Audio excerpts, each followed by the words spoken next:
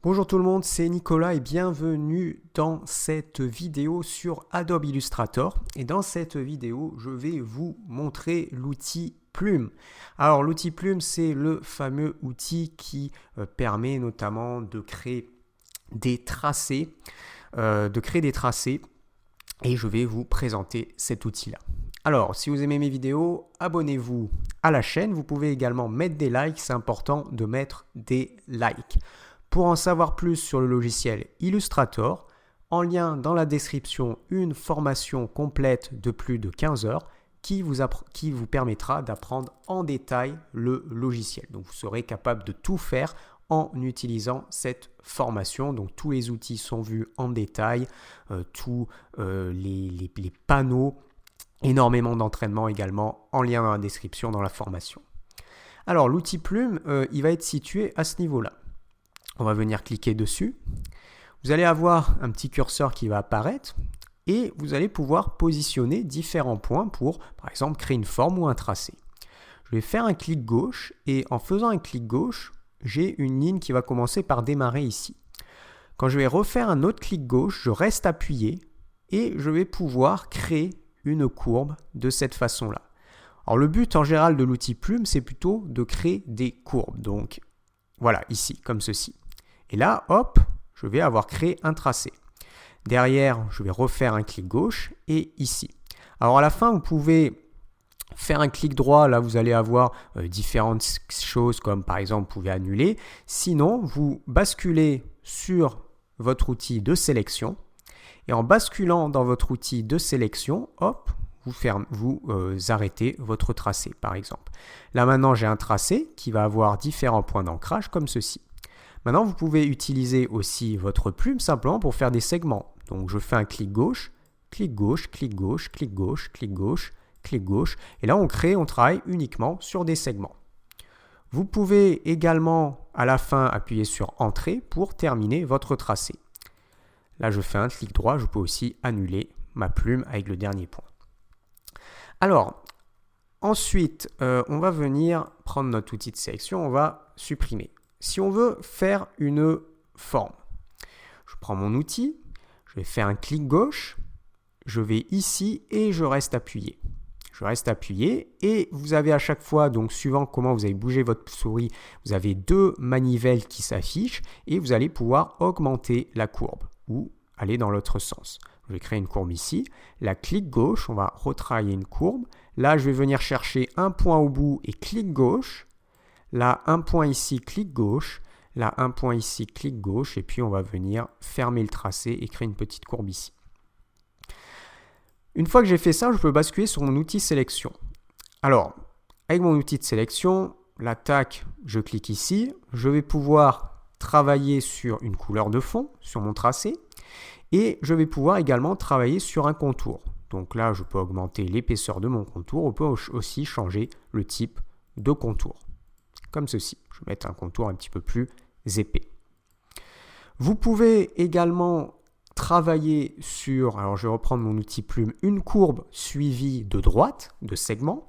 Donc là, je fais un clic ici, clic gauche, je reste appuyé, je crée ma courbe. Et si je veux repartir sur un segment, c'est possible. Il faut cliquer sur Alt. Alt, vous restez appuyé sur Alt, clic gauche. Et vous voyez que cette manivelle va pouvoir bouger. Et je vais pouvoir, par exemple, repartir dans ce sens. Là, je décoche Alt, clic gauche.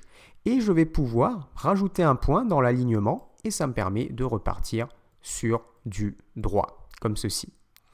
Alors là, j'ai mon remplissage, c'est pour ça que j'ai cet aspect-là. Si je rebascule avec mon outil sélection, je vais pouvoir supprimer mon remplissage, voilà, comme ceci. Alors, vous pouvez faire des tracés, on peut faire un système de vagues. Je vais, dézoomer un petit peu. Je vais reprendre mon outil plume, on va faire quelques vagues. Donc, je vais aller ici sur le bord de ma page. On va rester sur cet axe et hop, on va créer un creux. Ensuite, je vais aller à ce niveau-là. Je recrée ici, hop, et je vais pouvoir créer des vagues de cette façon-là. Alors le mieux, c'est justement de s'entraîner à créer, pourquoi pas, ce type de rendu-là. Là, je vais remonter, hop, ici. Et puis après, je vais venir fermer. Alors, je peux aussi me mettre sur l'extérieur ou sinon, je vais directement sur mon intersection.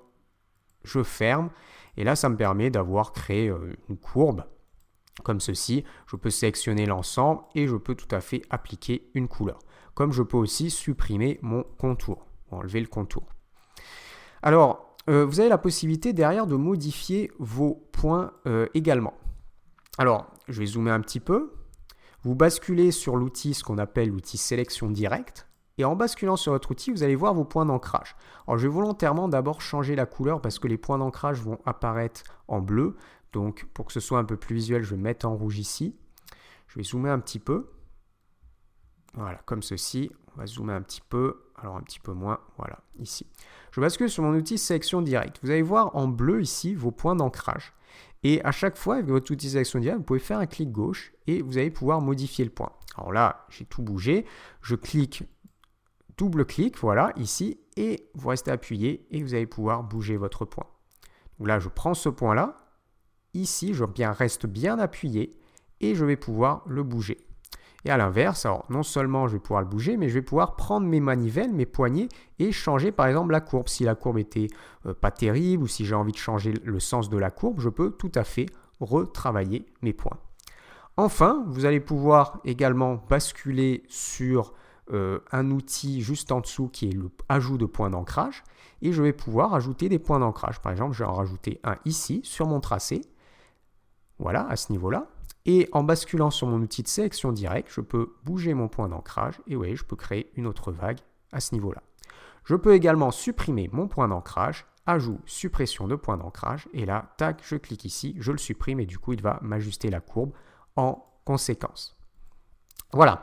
Alors le mieux pour gérer la plume, une fois qu'on a les bases, c'est tout simplement de s'entraîner, s'entraîner, s'entraîner et s'entraîner. Voilà pour cette présentation de notre outil Plume avec Illustrator. Si vous avez aimé cette vidéo, mettez des likes, c'est important. Vous pouvez également vous abonner à la chaîne pour avoir un certain nombre d'informations sur les logiciels de design et un certain nombre de tutoriels.